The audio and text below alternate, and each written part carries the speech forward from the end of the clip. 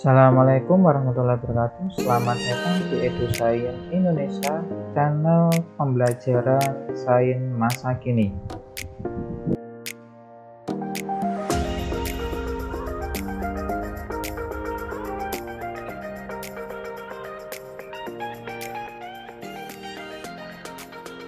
Pada video kali ini akan dijelaskan mengenai analisis regresi linear dengan menggunakan SPSS.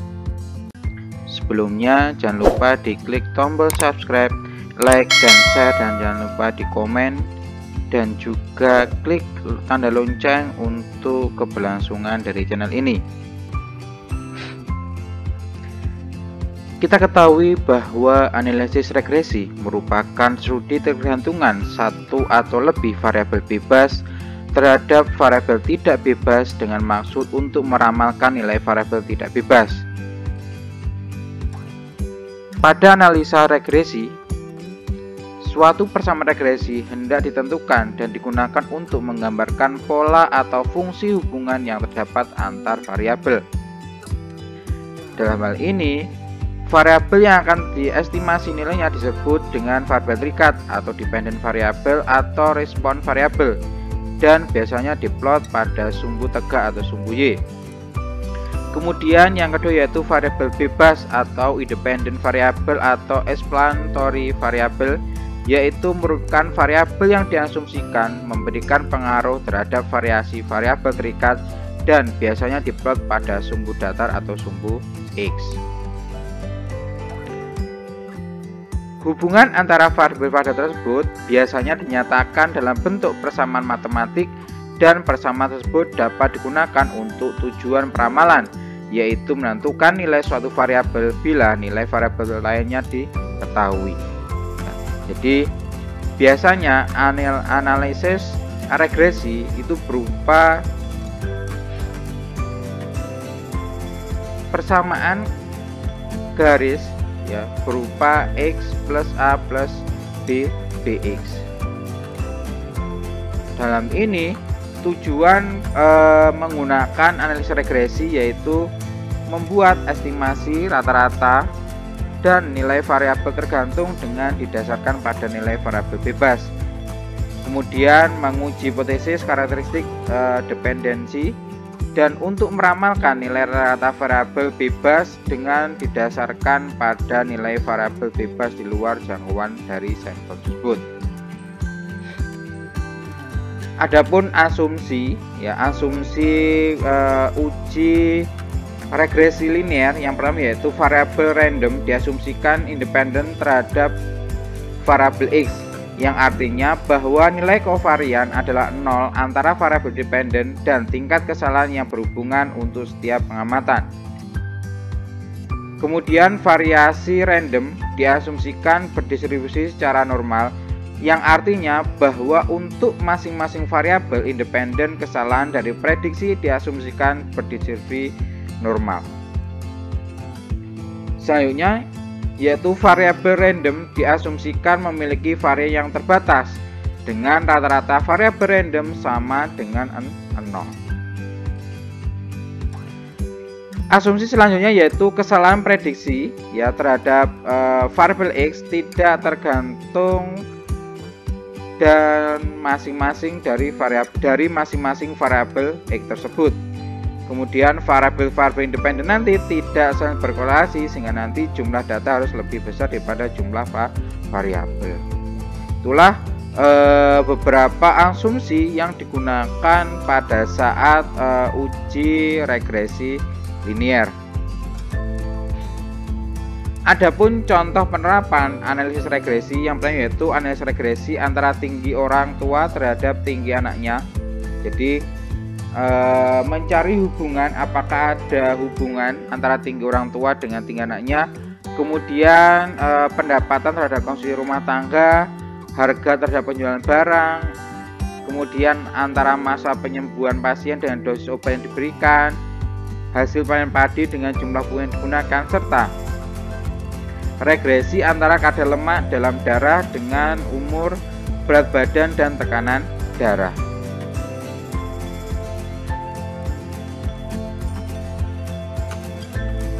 Di sini dapat dilihat ya hubungan antara variabel X dan Z ya. Jadi dapat dicontohkan bahwa antara X dan Y nanti apakah ada korelasi atau ada hubungannya. Kemudian dapatkah variabel X memprediksi Y ya. Ya, jadi dapat dilihat bahwa antara variabel ini contohnya yaitu berupa prediktor. Jadi X nanti ada dia prediktor atau variabel independen. Kemudian Z-nya sebagai variabel respon ya atau variabel dependen ya. Jadi untuk mengukur hubungan tersebut dengan menggunakan yang namanya analisis regresi ya.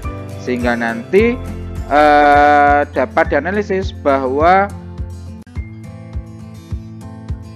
regresi nanti ya digunakan untuk mengetahui bagaimana variabel dependen atau kriterium dalam memprediksi melalui variabel dependen atau prediktor secara individu atau parsial maupun secara bersama-sama atau simultan.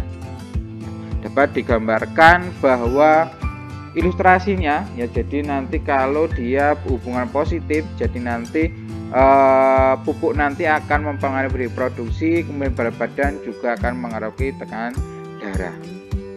Kemudian yang kedua nanti berupa ilustrasi hubungan negatif ya. Jadi hubungan aseton nanti ya bisa jadi nanti dia menyebabkan jumlah kelahiran tinggi, kemudian harga suatu barang nanti juga akan mempengaruhi permintaan dari barang. Kemudian kalau berdasarkan scatter plot example nanti ya, jadi nanti akan ada namanya hubungan yang kuat, kemudian hubungan lemah dan hubungan tidak ada hubungan ya. Jadi kalau hubungan yang kuat nanti dia nanti data-data nanti dia akan istilah nanti menegati garis linearnya. Kemudian kalau variabel lemah nanti dia nanti datanya menyebar, apalagi kalau dia nanti datanya berupa tidak ada hubungan, dia nanti tidak membentuk garis linear. Dari sini dapat digunakan bahwa ada dua jenis ya atau dua cara bagaimana cara menganalisis regresi. Yang pertama yaitu regresi linear jika hubungan antara variabel bebas terhadap variabel tak bebas berbentuk linear ya. Jadi nanti ada dua yaitu regresi linear sederhana dan yaitu berupa Z sama dengan A plus BX, ataupun regresi linear berganda yaitu menggunakan variabel bebasnya lebih dari satu.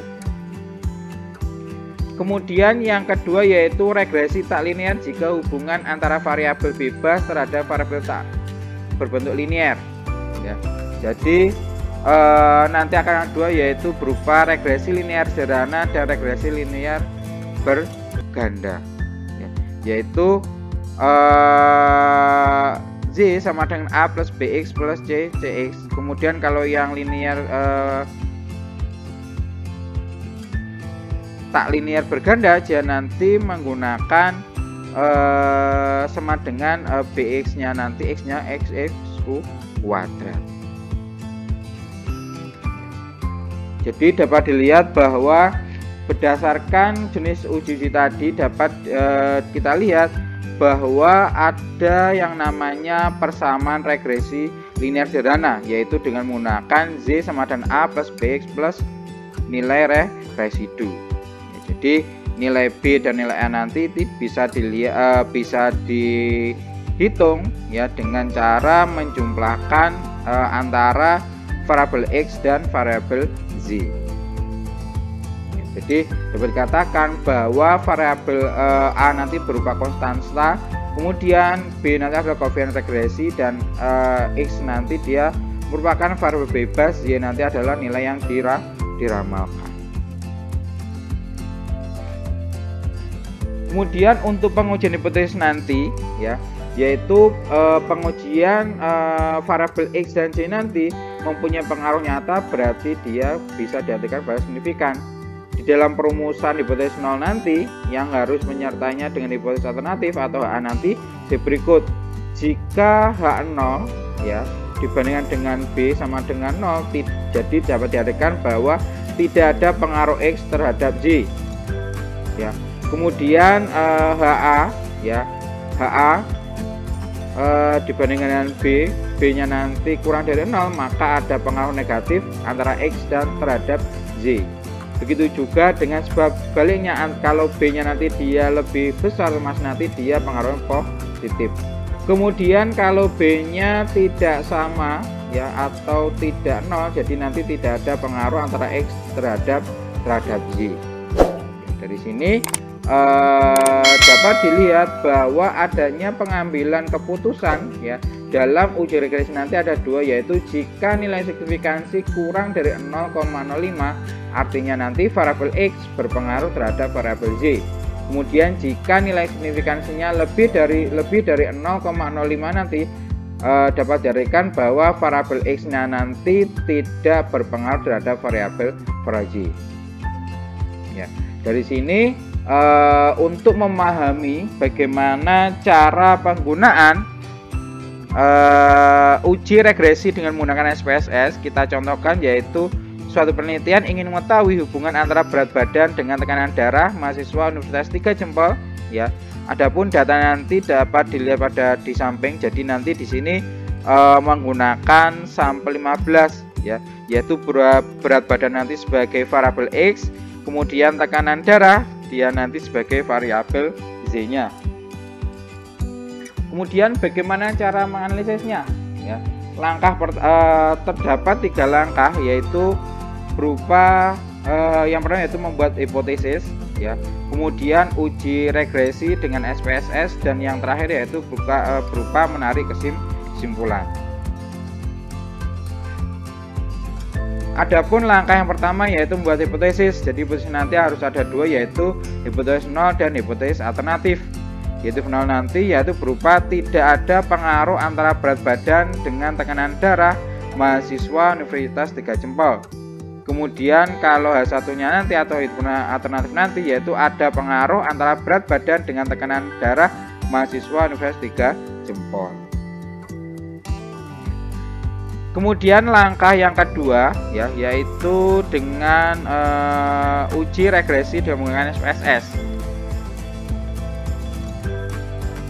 Adapun langkah yang kedua yaitu uji regresi dengan menggunakan SPSS.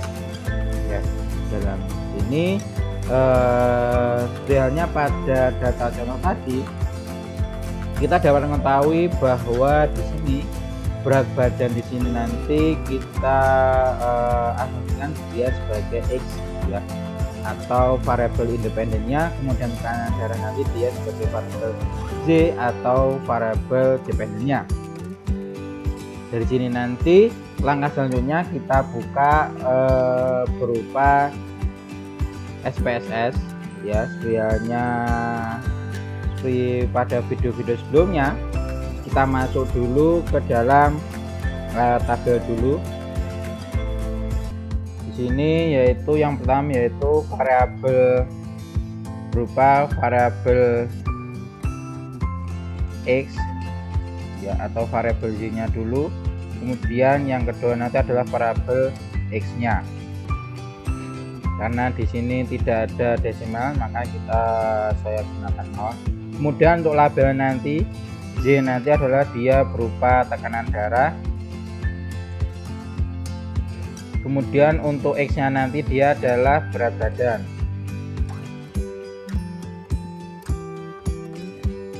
Kemudian masuk pada data view. Di sini nanti kita tinggal menginputkan data yang kita miliki, yaitu yang tadi di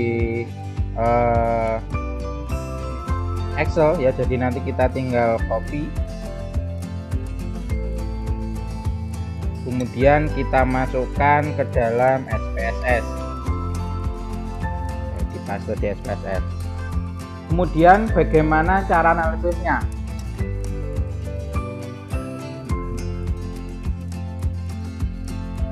Yaitu yang pertama, kita klik berupa analysis ya. Tutorialnya biasanya analyze, kemudian bagian regression ya, yaitu klik analisis, kemudian regresi, kemudian yang kedua yaitu linear. Nanti di sini nanti akan muncul tampilan seperti ini ya. Kemudian kita masukkan untuk variable dependentnya, yaitu berupa variable Z-nya, yaitu tekanan darah. Kemudian untuk berat badan nanti kita masukkan pada bagian independent.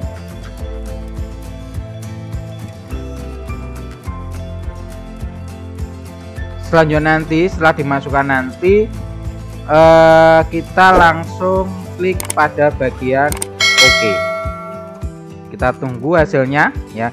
Jadi setelah diklik OK nanti akan muncul ya hasil seperti ini yang akan kita interpretasikan ya berdasarkan data yang kita miliki.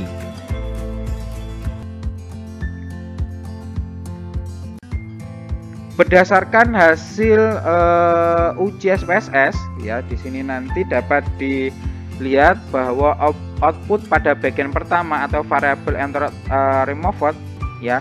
Jadi dapat dijelaskan bahwa variabel yang dimasukkan serta metode yang digunakan ya. Dalam hal ini variabel yang dimasukkan adalah variabel berat badan sebagai variabel independen, kemudian variabel tekanan darah nanti sebagai variabel dependent, dan metode yang digunakan adalah metode enter.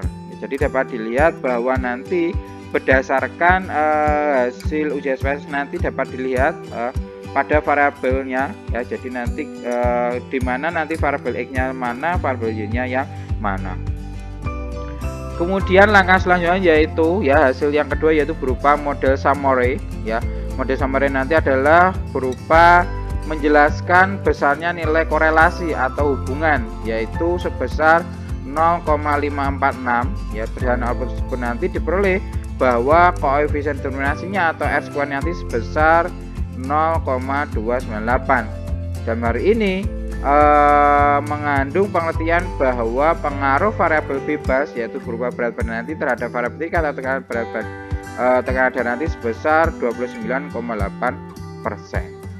Bagian ketiga yaitu berupa uji ANOVA. Ini biasanya nanti digunakan apabila regresi berganda, tapi di sini nanti kita bisa menjelaskan ya, yaitu dari output tersebut nanti diketahui bahwa nilai F hitungnya adalah 5,508 dengan tingkat signifikansi sebesar 0,035 dengan artian bahwa dia lebih kecil daripada 0,05, maka dapat diartikan bahwa model regresi dapat dipakai untuk memprediksi berupa variabel tekanan darah, atau dengan kata lain adalah pengaruh variabel berat badan atau variabel X-nya terhadap variabel tekanan darah. Jadi dari sini nanti dapat dilihat bahwa ada pengaruh variabel ya, variabel X terhadap variabel Y dilihat dari uji ANOVA-nya. Kemudian output bagian keempat yaitu berupa koefisien ya. Dari sini nanti kita dapat menentukan rumus dari regresinya ya. Di sini diketahui bahwa nilai kontannya atau A-nya nanti sebesar 72,735, sedang nilai berat badan atau B-nya nanti atau koefisien regresinya nanti sebesar 0,73, sehingga nanti persamaan regresinya dapat ditulis bahwa A nanti merupakan konstans ya, kemudian B-nya ini adalah dia koefisien regresi ya, atau variabel X-nya ya. Jadi dapat diketahui bahwa garis regresinya berupa Z sama dengan 72,735 plus 0,7133x. Dalam hal ini dapat diartikan bahwa konstansa sebesar 72,735 nanti mengandung arti bahwa konsisten variabel tekanan darah nanti adalah sebesar 72,735.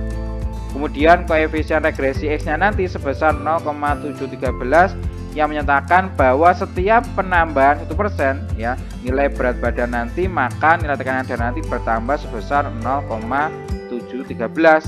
Dalam ini bahwa koefisien regresi nanti tersebut bernilai positif, sehingga dapat dikatakan bahwa arah pengaruh variabel X terhadap Y nanti dia positif. Ya. Dari situlah dapat ditarik kesimpulan ya. Jadi kesimpulan dari contoh soal nanti, kita nanti dapat mengetahui apakah ada pengaruh atau tidak antara variabel X dan variabel Y. Berdasarkan nilai pada koefisien tadi ya, bahwa didapatkan nilai signifikansi sebesar 0,035 ya.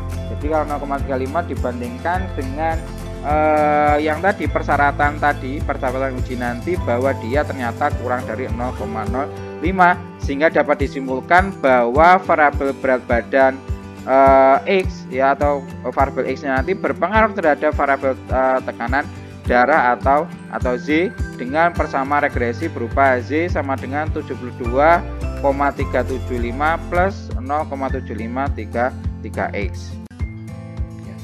Demikianlah penjelasan mengenai analisis atau uji regresi linier sederhana ya dengan menggunakan SPSS. Jangan lupa diklik tombol subscribe, like, dan share. Jangan lupa di komen untuk keberlangsungan dari channel ini. Terima kasih atas perhatiannya. Sampai berjumpa kembali. Assalamualaikum warahmatullahi wabarakatuh. Salam EduScience Indonesia.